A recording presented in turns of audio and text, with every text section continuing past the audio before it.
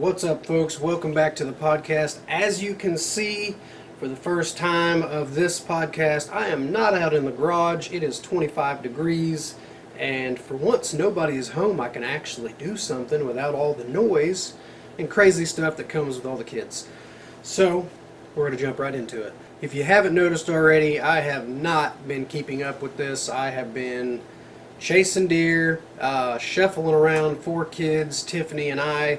It's been a pain. This is the hardest season I've ever had to endure, and we are now on the final month and a couple days because it ends on the first Sunday of January. But I'm going to go back to the recurve tomorrow. Don't know yet where I'm going to go. I'm going to rack my brain on this. Just went and checked the camera. The striker stand, still no striker since November 12th. He could have got popped in gun. Typically, that's what happens around here. Our deer get to 3, 4, 5, gone. They never get to stick around. We never get them. I don't know where they go. I don't know who gets them, but it's not us. So, ultimately, checking the camera, Fuzzy Wuzzy, which is our full velvet 10, not R, he just exists, and I'm hoping he's going to be mine one day. But full velvet, I think he was the droopy buck from last year.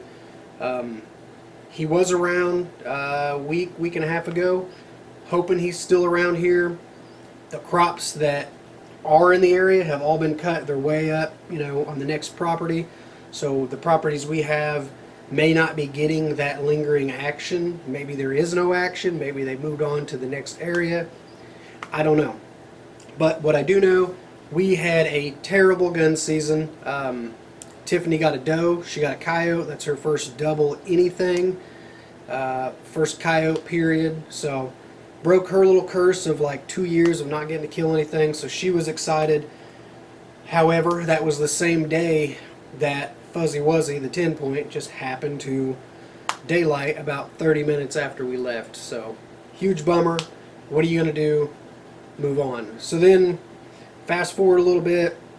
I think it was right after that. Lined it up perfect, right in the food plot. Button buck. I know some of you get mad when people kill buttons. Get over it. It's our tag. It's our freezer meat. It's our family that's eating that. Get a grip. So we're excited. Have one coming in. Steps in. Perfect 20-yard broadside.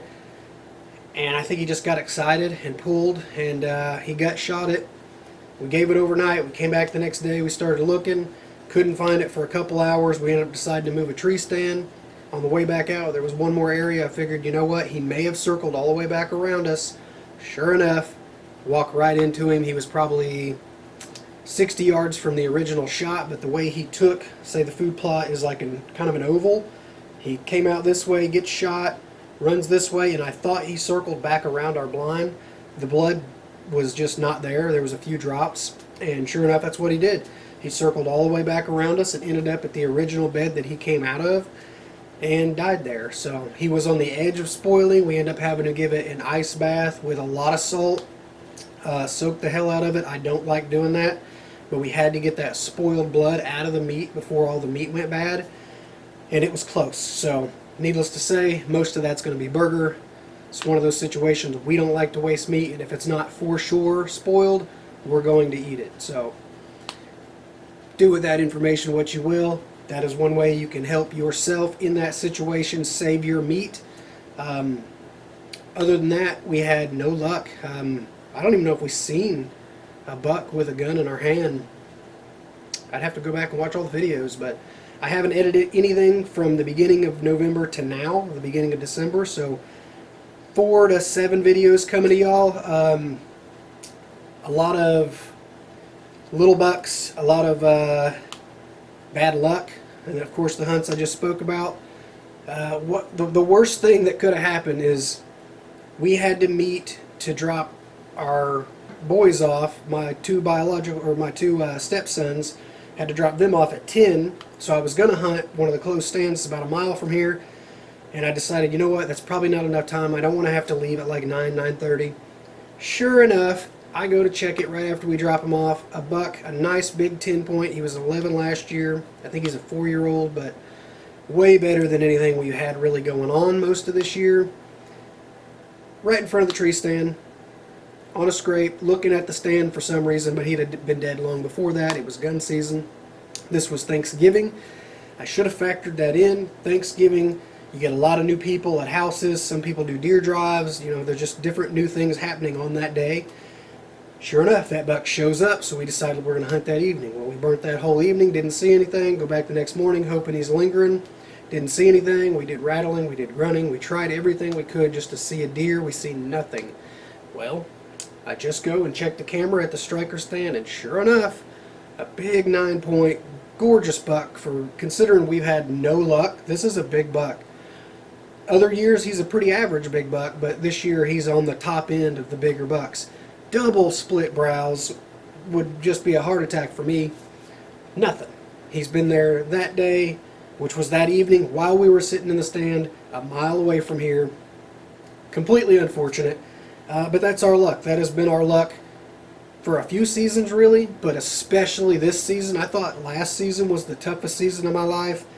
Nope, this season has been the toughest, and it's only going to get harder because the temperatures are now staying in the mid-30s and lower. High of 35 tomorrow. Today is 25 right now, so I don't think it's going to get in the 30s today. It's not looking good. It's looking like a lot of cold days coming up and probably more snow, which I wouldn't mind getting a big buck in the snow. I wouldn't mind getting anything in the snow. I have 2 tags. Tiffany has 2 tags. We still have 3 kids that haven't even got to shoot a deer. Well, backtrack. Mila shot one on the 13th with the crossbow. That video is coming out. Nice big 8-point. I don't know. He was so ready. I stopped him 3 times and he still didn't booger, but he was starting to. The last time I stopped him, his leg was up. So when you bring that up, that shoulder now turns that shoulder blade and the bone below it. Total brain fart. Can't remember what it's called. Anyways, it's up, so it's at a tight point.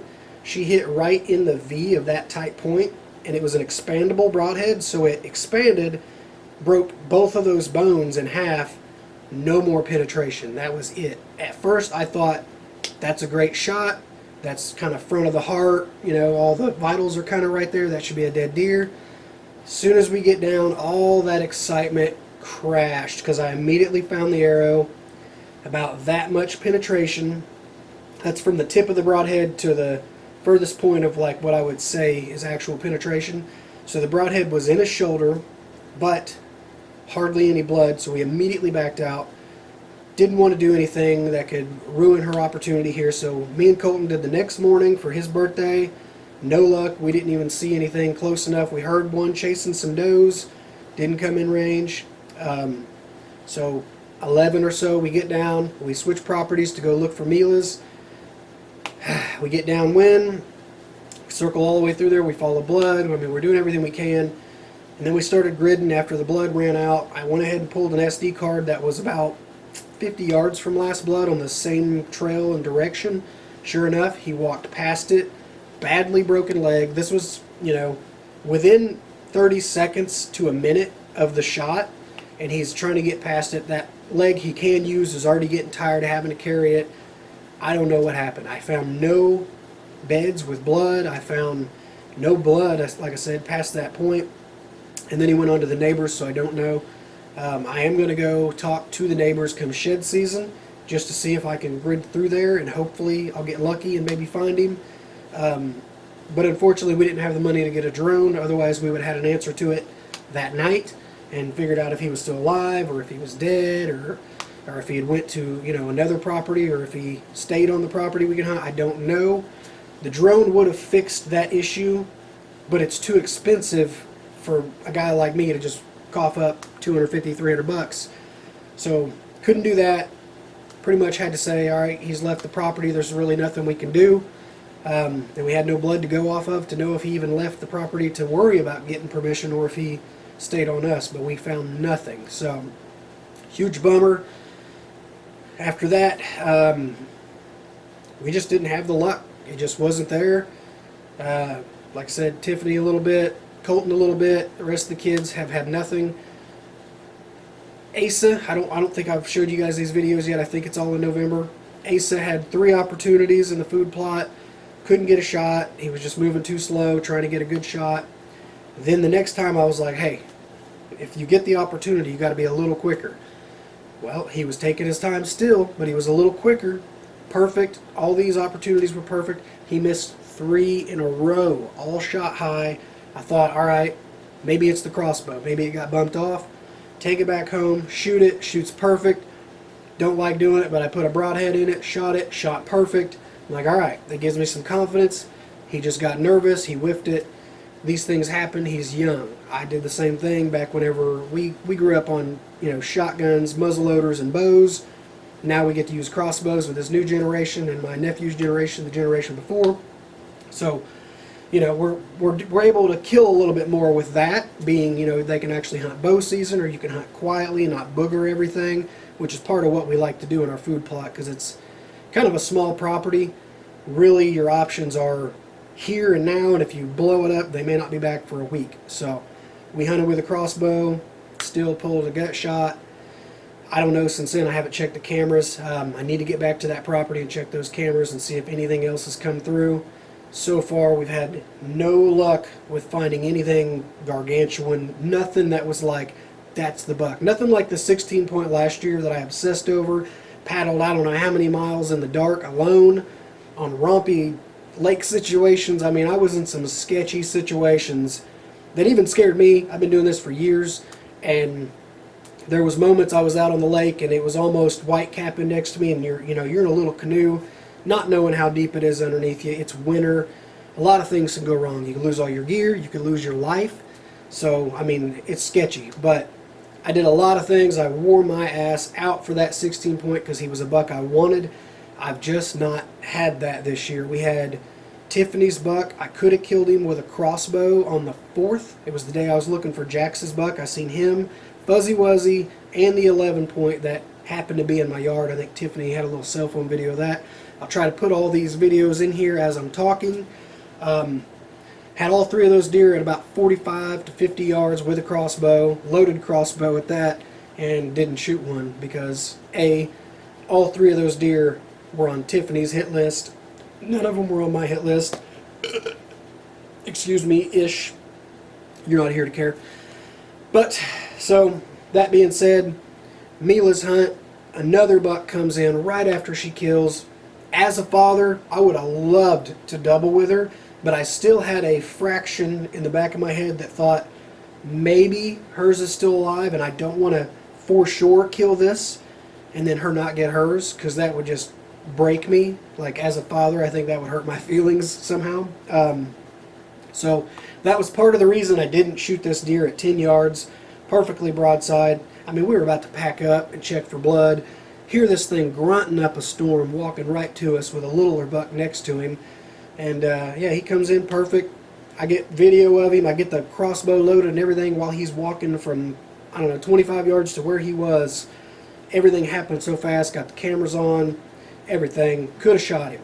But that was the big factor in my head. The other, from my angle, one side looked really good and the other side didn't. But it turns out he was pretty much identical on both sides. He had really weak threes, really big brow tines. A really solid buck. Not going to lie, really solid buck. And the first thing everybody tells me, you're probably going to regret that. Sure enough, I'm already regretting it because I've had no luck. I'm not seeing bucks even on camera, so even when I'm not there, the properties I can hunt just don't have it this year. So that's been a big bummer. One big thing, we lost a property that we just gained and we got it right back. Luckily, I've only got to be there once since then. It was a really windy day. We've seen one doe on the neighbor. I'm probably going to go back there this week or weekend. This weekend, muzzleloader comes back in. So we're excited for that. I've got my muzzleloader all cleaned up and ready to go. I probably should shoot it, but it's always been on. It's not been banged around. There shouldn't be any actual issues with it, but we're just hoping for some luck at this point. We're hoping what we're hearing from everybody else, that they're kind of starting to get ready again. Maybe, something can happen. I'm not trying to get discouraged just yet. Like I said, we have a month left. A month for us to figure something out. Push comes to shove, if at least I can get a couple of the kids on some small bucks, I think that I'd be pretty satisfied with that. Or that and Tiffany get a buck, or even another doe, just because she does the most for this family. She constantly cooks and cleans and looks after the kids and gets up in the morning to get them ready for school and puts up with their mouths when they're tired and all that.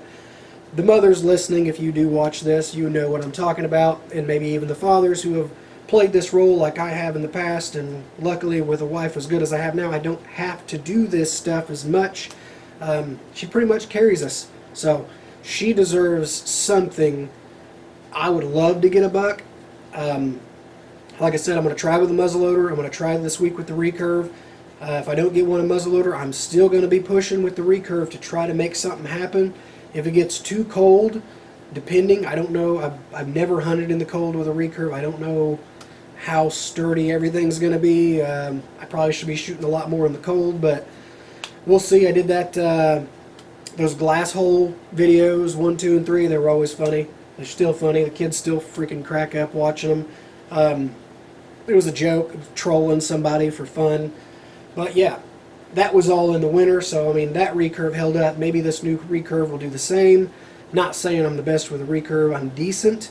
I just don't have the properties this year. I don't, and like the last couple years, to be honest with you, to do any real good buck hunting. I don't get to focus on one particular deer, or, you know what I mean? I don't get to pass a bunch of deer and hope that a big one comes in. It's just been, yeah, you know what I mean? Like, I've got plenty on camera. It's not like the deer population went down or anything. It's pretty much the same. The problem is the properties just don't hold deer.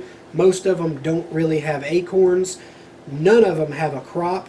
I've got a little food plot, and I mean little. It's 2-3 times bigger than my living room at best. So a little bitty food plot in the middle of a bunch of bedding, but it's not really ever had monster bucks. It had an 8-point, it had some smaller bucks, does, fawns, that kind of thing. Perfect spot for kids, not so perfect for us. Tiffany, however, almost did get a nice one out of there during rut. It was gun season, but again, we hunt with the crossbow in the food plot during gun. Not that it would have mattered from where she sat in the blind to where I sat. I got to see this buck come to the edge of the food plot. He looked around a little bit, and then he worked right behind Tiffany, maybe 5-10 yards straight into the thicket. He was real wide, short-tined. Never seen him before, never seen him again. Kind of what I think is going to happen with this buck that just showed up at the striker stand. He's gorgeous. That's the only video I've ever had of him that I know of, unless maybe, you know, last year or something. I'd imagine he's probably not going to be coming back through. I think the Thanksgiving traffic, wherever it was happening, pushed him from wherever that morning. And that evening, he just showed up and moved on, and nothing else of him. So I don't know yet. I've got 2 cameras on the back of my place I need to check. 3 or 4 cameras where the food plot is, just kind of all around the food plot, and then 1 in the food plot. Got to check those ASAP. And then other than that, I've got 1 decent sized property. It's 40 acres. It's decent size compared to the other ones. That's what I'm saying about not having the right properties this year. They're all little properties, like 19 acres here, 16 acres here. The 40 acre property is the biggest one I got, and it is a massive downward hill with a runoff creek right down the middle, a spring at the top of that actually. But there's not much for acorns. It's a whole lot of maple in there. It's kind of thick, but it's not like whole deer thick. The year before last, I had a lot of bucks wanting to stay in there. They shed in there and everything. I found a lot of antlers.